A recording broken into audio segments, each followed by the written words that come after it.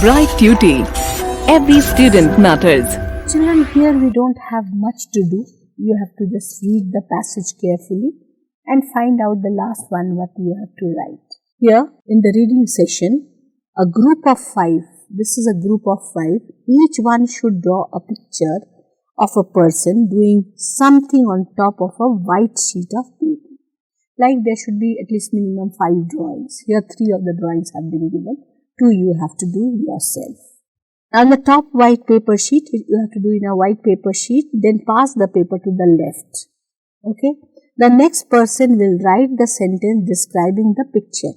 Then fold the picture in such a way that that picture cannot be seen and pass it again to the left. Like it will be a group of 5. So one is making one picture, right?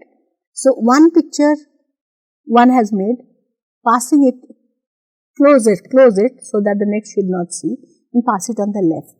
Then again the second boy should make the picture, fold it and pass it to the left, to the third one. The third one should pass it to the left, fourth one, and the fourth one should pass it to the left, the fifth one. The picture, all pictures should be different. Okay. So the first boy is the next person will read the sentence and draw when he thinks the sentence describes. Like when the second boy will see the first drawing, he will make a similar kind of a picture connecting it. Okay. Then the third will do make again a picture which will be connecting the second one, first and second one. Then the third again will be connecting the first and the second one. The fourth will be connecting first, second, third and fourth. The picture should all be similar of one topic. Like they will fold the paper so that the sentence can no longer be seen and pass it again to the left. Like the first one is, the boy with a cap is planting a tree. Okay. Now the boy with a plant, you can write the boy with a cap is digging his plant. Okay. So here similarly you can write the boy without a cap is planting a tree.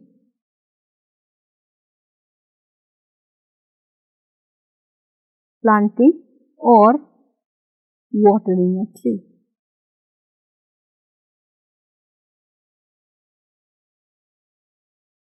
This continues alternate between drawing and writing until the paper returns to the original person. Unfold and see whether drawing changed in the end. Your drawing may have changed like the one did. No discuss, no different readers perceive things differently. Now discuss how different readers perceive things differently. So if we come to the first picture, children, the boy is planting a tree with a cap. The little boy, the cap is not mentioned, is digging a plant. A little bit change is there. Then the second one, the boy without a cap is planting or watering a plant. So every time the idea of the person is changing. That means each and every reader is finally perceiving his or her own. Like if I am seeing a picture, the next drawing which I will make, I will perceive my own. Like I will think about my own, what to do. Similarly, somewhere here and there, but not exactly the similar. The perceiving of matter will be my own. So unfold and see whether the drawing changed in the end. What the writer is saying, let's see whether the drawing has changed or not. If it has changed, your drawing may have changed like one did. Like in the last one, there was no similarity between the first and the last sentence. The boy was not with a cap. The second one was with a cap but was not doing something with that particular plant. And the third one, there was nothing similar to it. That means that when whatever passes from one hand to another, the second to third to fourth, then what happens? The people perceive on their own way. A different kind of items will come up in front of you. This is where the main crux of the thing is. Now let us come to the reading of Thomas Hardy. This passage is about the life of Thomas Hardy and the answer the questions that follow. We'll read the passage, discuss the passage, we'll do the answers again, then. Okay.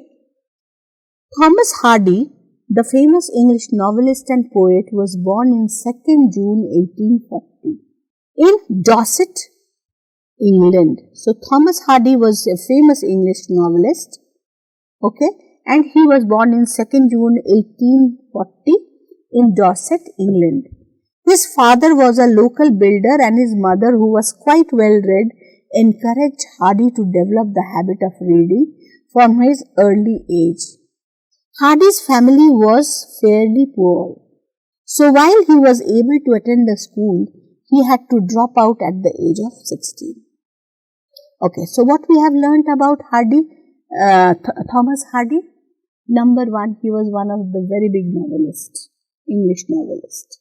He is a very, very popular and a famous writer who was born in 1840.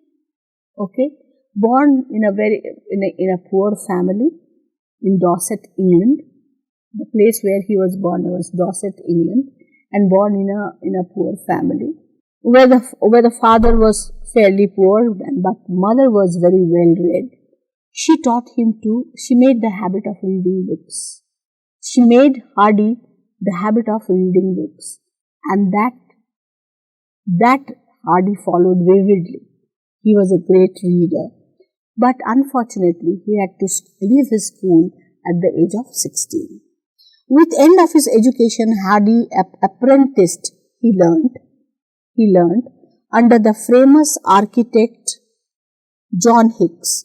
He apprenticed, like he started doing some architectural work with John Hicks. During the time, Hardy also taught him Greek. He learnt Greek language and in 1862, Hardy moved to London, where he enrolled at the King's College to study architecture. Like he got apprenticed, he learnt architect design from John Hicks, and then he again moved to London.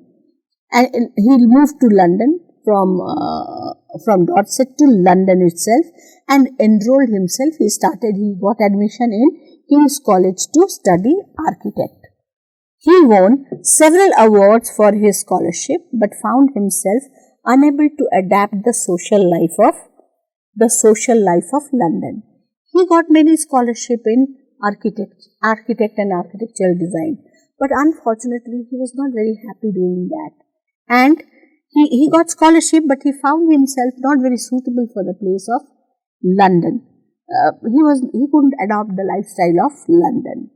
His friend Horace Morley helped him cope with the circumstances by encouraging him to write poetry. Now this is the main crux of the thing. His friend Horace More, what he did, he encouraged him to write poetry, and there the journey began. Encouraged him to write poetry, and there the journey began. Hardy began to devote himself in writing and moved beyond writing poetry to work and short stories. Now he not only wrote poetry, now Hardy turned from an architecture to a poet. But not only poet, he didn't stop only writing poetry. Then he started writing novels and short stories. However, the only work which was published during the time of satirical sketch in 1865. Children, we need to know the data, what happened in 1840. In 1862, Hardy moved to London, and 1865, he called How I Build Myself a House, about challenges of building one's own house. In 1867, tired of living in London and concerned about failing health, he decided to return to Dorset. His health was not very good, so finally after 1867, he decided to go to Dorset, again to his hometown. Not many know Hardy's first novel, The Poor Man and the Lady. The first novel was The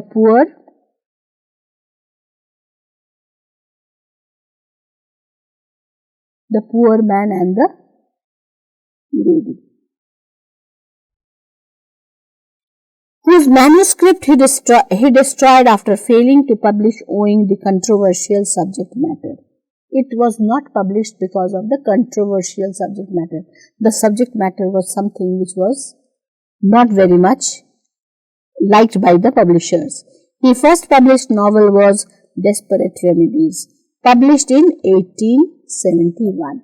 So the first writing was actually published in the year 1871, for which Hardy furnished and printed printing price.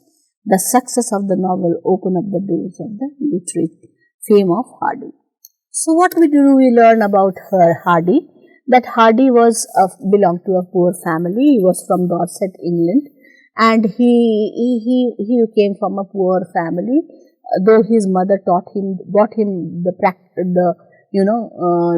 practice of reading book, he became a vivid reader. And because he belonged to a poor family, he couldn't continue with his studies after the age of 16. Then he was apprenticed, like he learned an architect. He worked with an architect named John Hicks and learned architecture from there. And then he also taught himself Greek. And 1862, Hardy moved to London, and in King's College he studied architecture. But after some time, he got fed up with his work. He was not very happy doing architectural designing and all. So his friend Horace More, what he said, you better start writing poetry. And that was the crux of the thing, when he never looked back. So in 1865, the writing, first he started writing with poetry, then with short stories and novels. The first in 1865, How I Built Myself the House, about challenging building one. In 1862, he was tired. In 1867, he was tired and he went back to his hometown because he was not keeping well.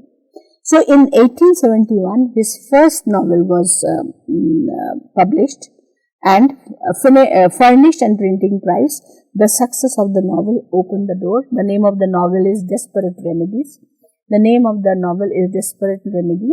And The Poor Man and the Lady didn't get popularity because it was something controversial. Okay, so his manuscript was destroyed. And later, Desperate Remedies, published anonymously in 1871, Hardy became a very popular writer and an author. Thomas Hardy wrote number of successful novels, some of which are Tess of D'Urbervilliers, and From Madding Crowd and Jude to Obscure. He married his first wife, Emma Gifford, in 1874, also the year in which Far From Madding Crowd was published. When he married in 1874, his book was published. The Madding Crowd was published in that particular year, and it got a very commercial success.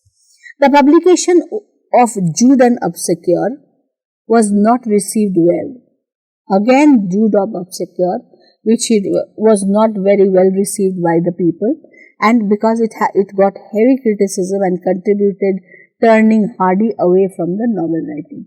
Now Hardy was frustrated because of the criticism, and he left novel writing. He was removed, actually turned off from novel writing portion. He returned his writing poetry. He became more popular writing poetry, and the novel also contributed to breakdown of his marriage. So this book was one of the reasons for the breakdown of his marriage with Emma Hardy. Okay, considered the novel an affront to sanctity of the institution of marriage.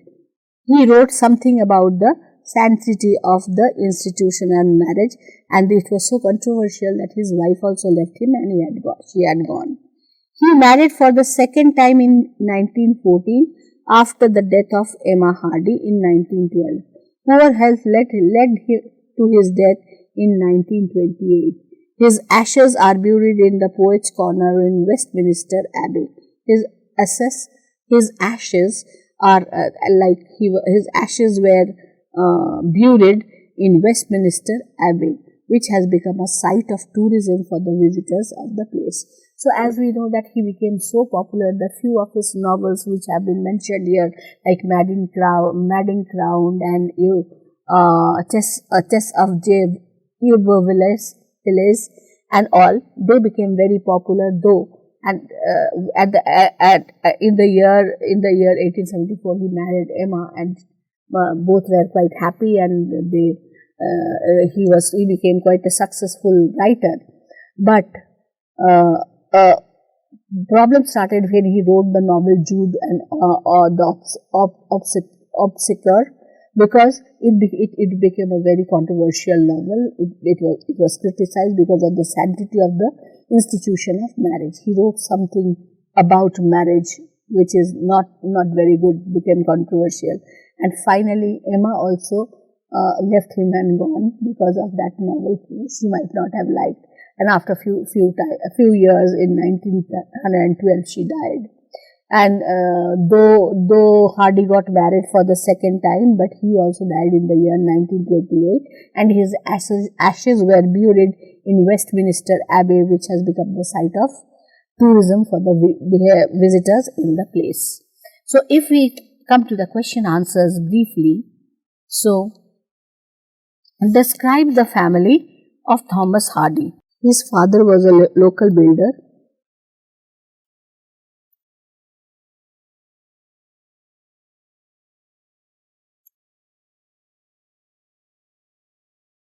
Mother was well read.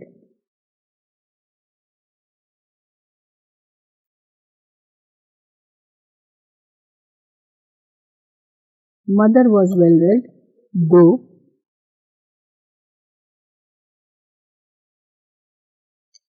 the family was poor.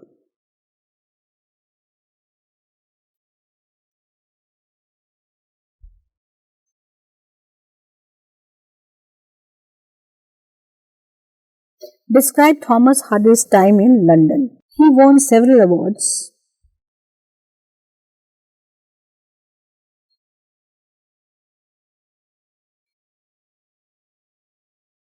He won several awards for his scholarship,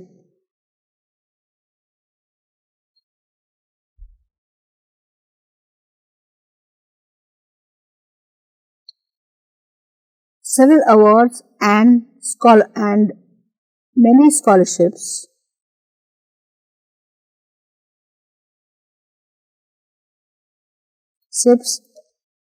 But was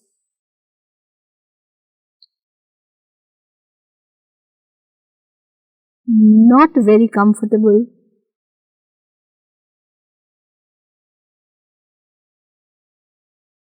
with the life of London. Why did Thomas Hardy destroy the manuscript of his first novel? He described the manuscript after failing to find the publisher owing to its controversial subject matter, because he did not find any publisher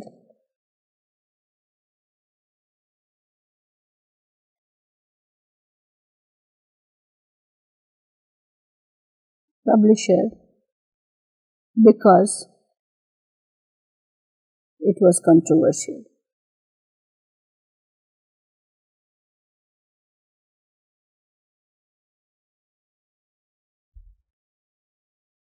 What caused Thomas Hardy's marriage to Emma Hardy to disintegrate? His novel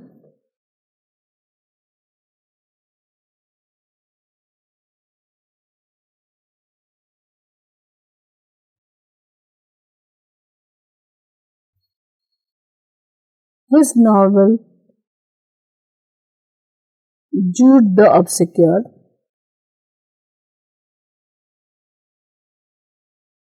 was considered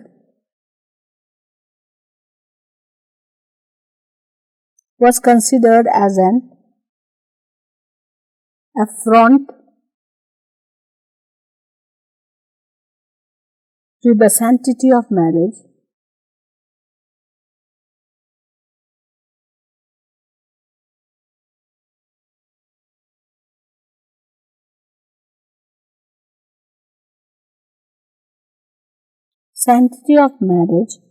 by Emma Hardy.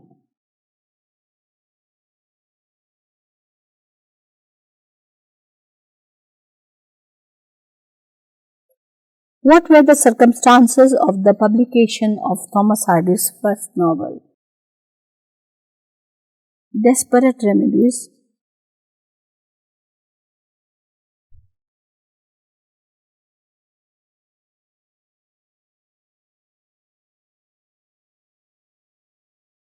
his first novel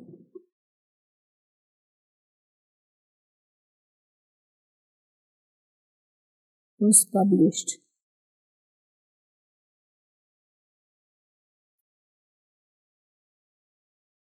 anonymously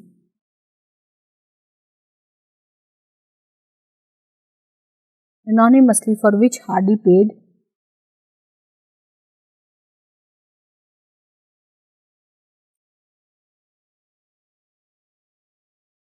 in printing price.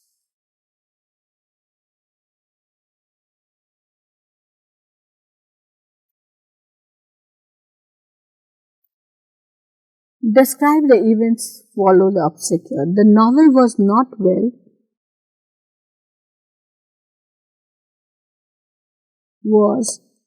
well received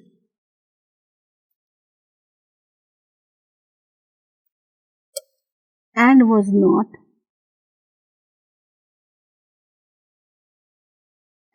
not with heavy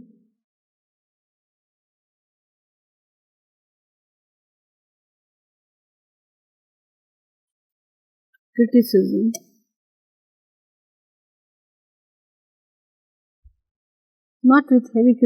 leading Hardy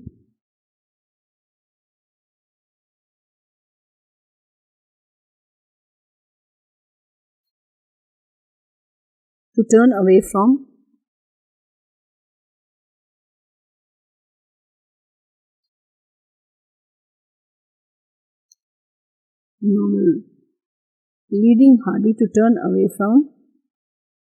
novel writing. Criticism.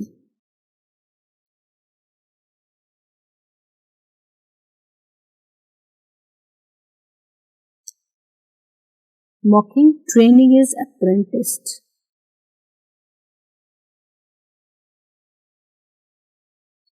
Problematic is controversial.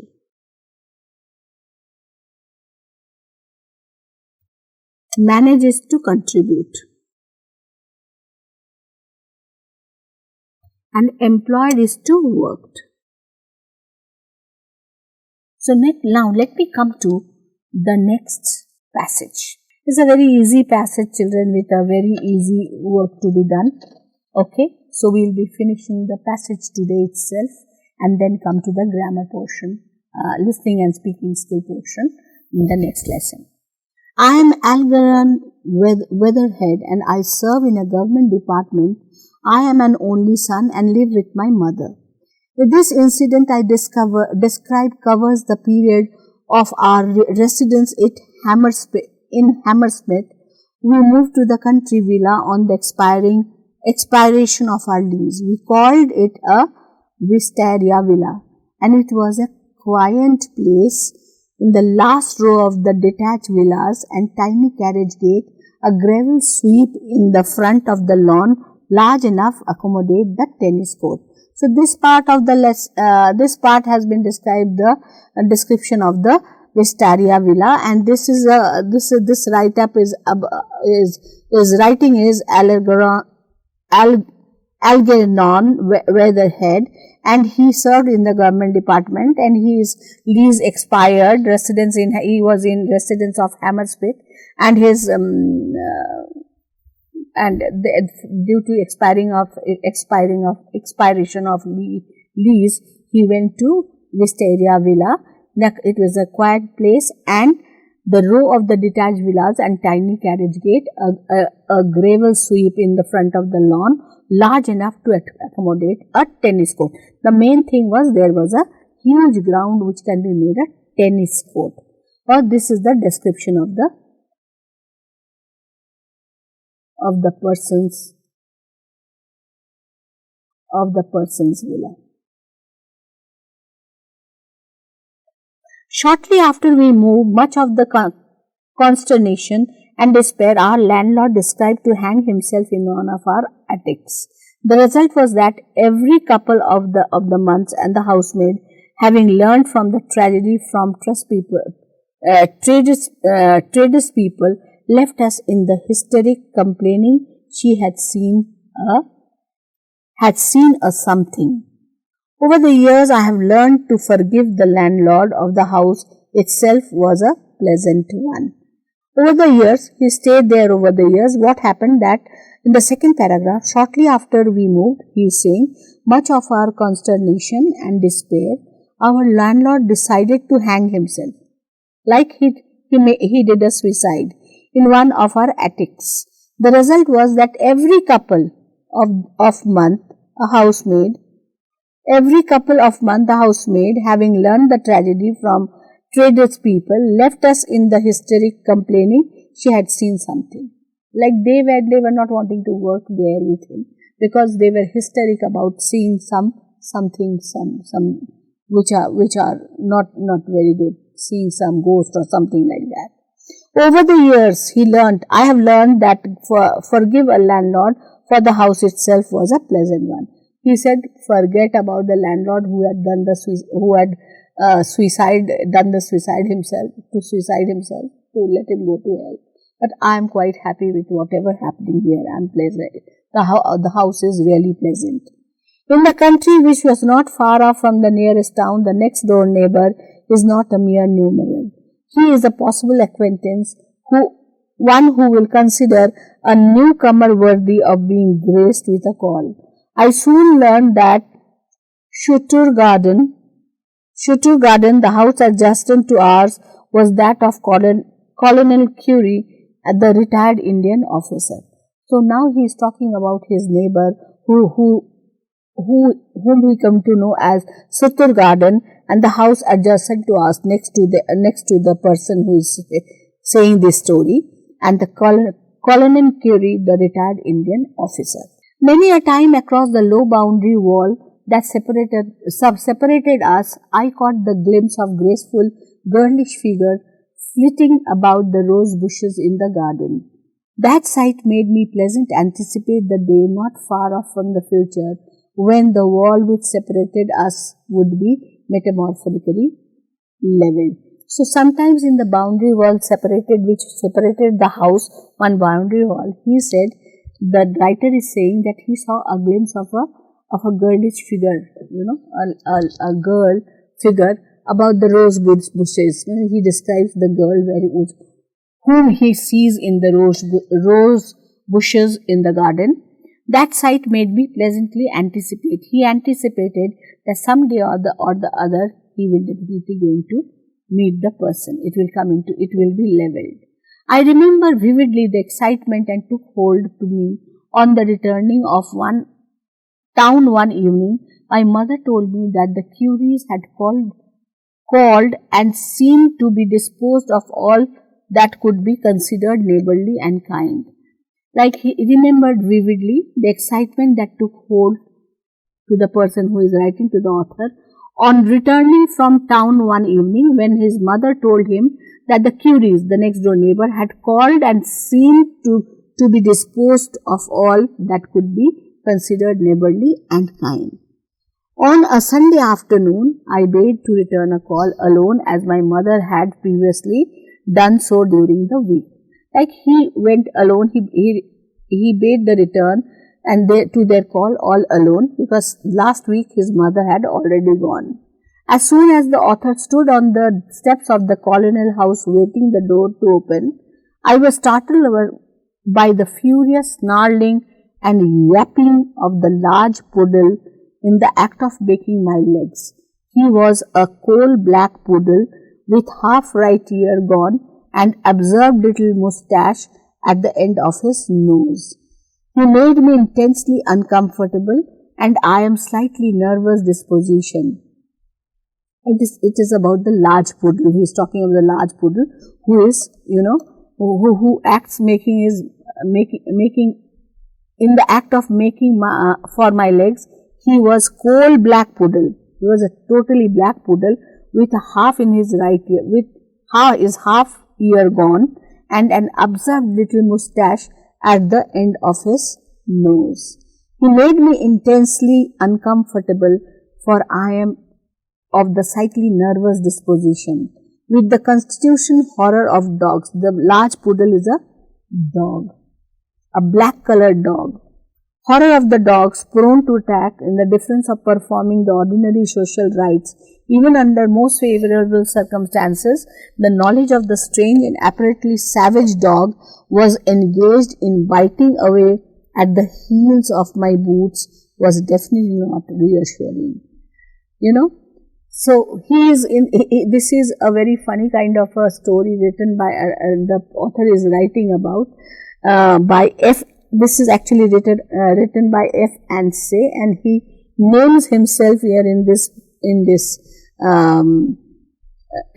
write-up. He is known as Algernon Weatherhead, and he says that he first said that his landlord he died. He actually did a suicide, and everybody around him told that something wrong is happening, something is being seen, but he overlooked such things and he started staying in that home, and he was quite comfortable until and unless they met with the next door neighbor who called them to meet each other. The mother had gone to meet them once, but this time the writer himself, the protagonist himself, he goes to meet the next door neighbor, and what he sees, a large poodle, a large black poodle, is a kind of a dog, and the protagonist is very, very scary about dogs. And what he did, he took away the heels of my boots and was definitely not reassuring. Like, he was so frightened that he could not forget that he caught hold of his boots by his teeth, and definitely it was not reassuring. He was totally frightened. The protagonist was totally frightened. This is what is the paragraph all about. So, if we match the words in the column A and B and explanation in column B, we have to match the following. So, ability will be possession of the means of skill. Ability, possession of the means of skill. Consternation, feeling of distress. Okay. Expiration is the ending of the period of the contract. The ending of the period of the contract.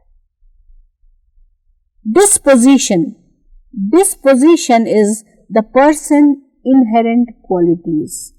Disposition. Adjacent is just next to something else. Adjacent is next to something else. Savage, fierce and aggressive. Okay, this is about the dog. Then quaint is attractively unusual. Quaint is attractively unusual. So let us come to the next page. Algernon Weatherhead and his mother moved to the country because their residence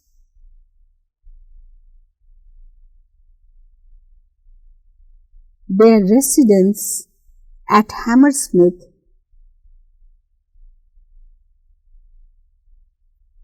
where they used to stay,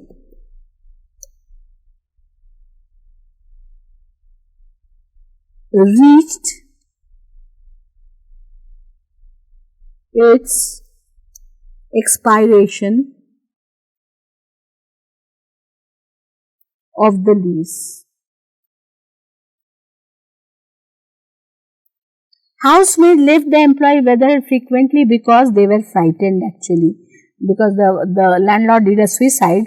So naturally they say something, like some attic is there. They learnt about the tragedy of suicide.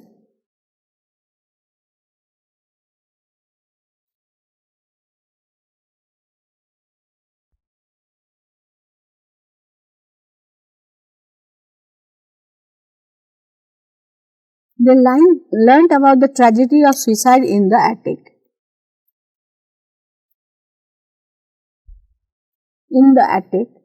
And the house of adjacent to Wister Villa belonged to the Colonel Curry, a retired Indian officer.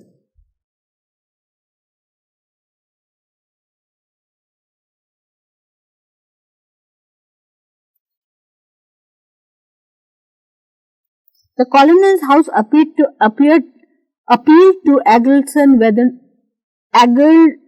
Algernon Weatherhead because many a times he saw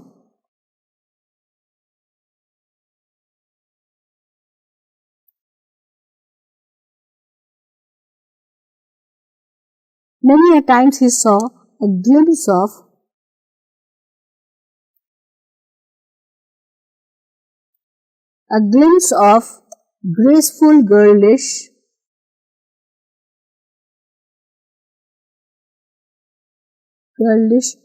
figure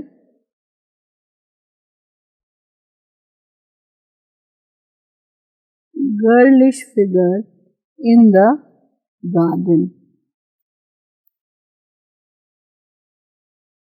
The poodle scared Algernon Weatherhead because he had a nervous disposition. He had a nervous deposition with a constitutional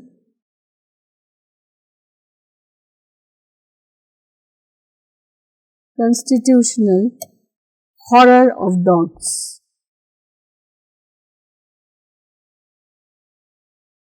Okay, the thing to be remembered is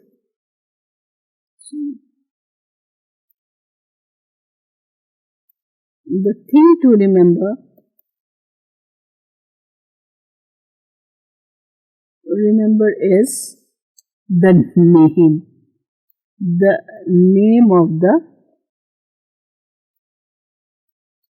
protagonist. The name of the protagonist is Algernon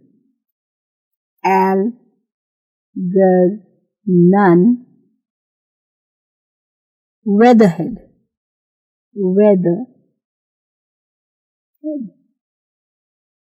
And author's name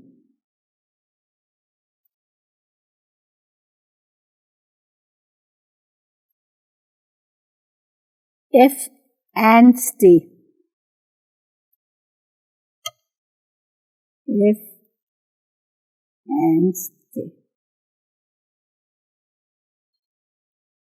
Okay, children. Thank you very much. I hope you have liked the lesson.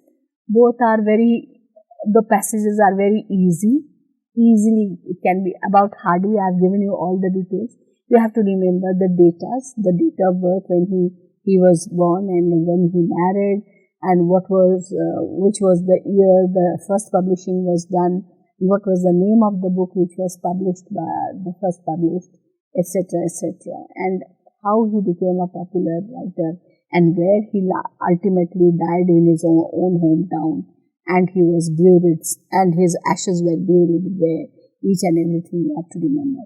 And this passage is extremely humorous passage about a fearful dog, which the protagonist had seen. The name of the protagonist is Algernon Weatherhead. He saw a beautiful image of a beautiful glimpse of a girl. He found that he will go and meet a wonderful girl, but instead of a girl, who met the protagonist? A huge black dog.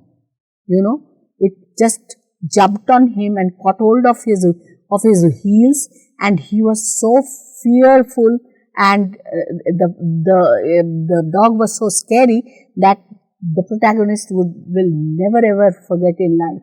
He hoped to see a wonderful girl, a beautiful girl who was roaming around in the garden, who got a glimpse of it, but it turned something different. A wild dog came in front of him, and he was absolutely stunned. This is what the passage is all about.